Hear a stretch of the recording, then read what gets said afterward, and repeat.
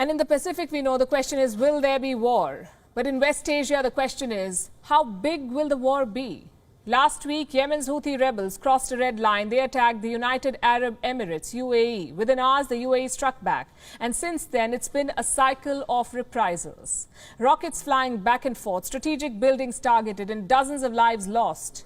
It's a very precarious situation right now. We begin with what happened on Friday. The Saudi-led coalition targeted a prison in northern Yemen. The strike killed around 70 people.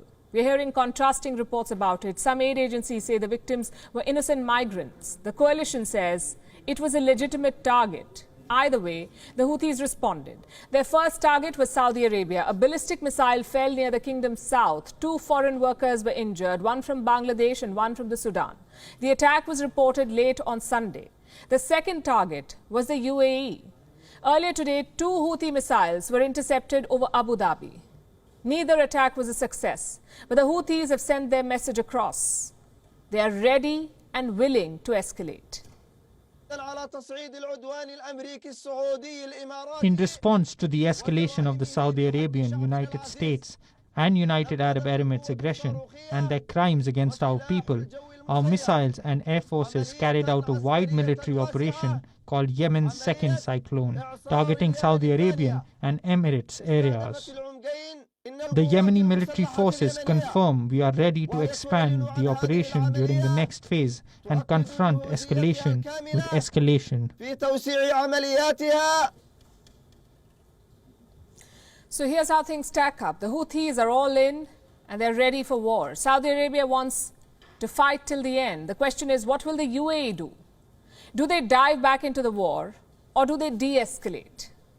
If they decide to fight, they will need to prepare more weapons, more fighter jets, and most importantly, more casualties. Until now, the UAE was called stable and peaceful. They got tourists, they got billions in foreign investments. That could change if the Houthis begin attacking regularly.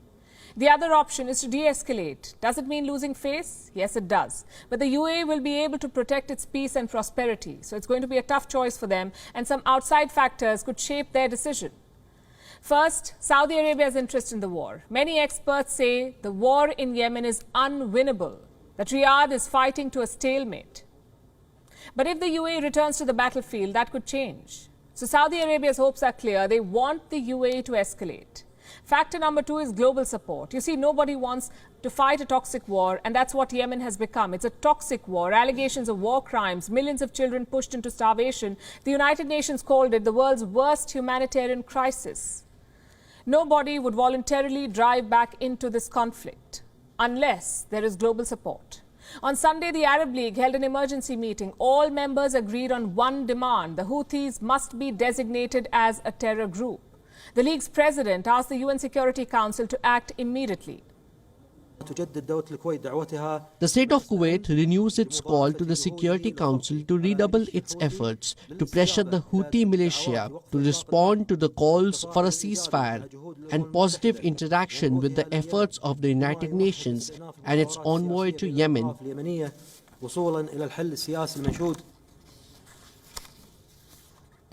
So the Arab allies are in full solidarity. What about the Western partners? Will they back the UAE? The previous US administration was clear-eyed on this. Before leaving office, President Donald Trump designated the Houthis as a foreign terror group. Joe Biden reversed this decision. He also scaled back American support for the war in Yemen.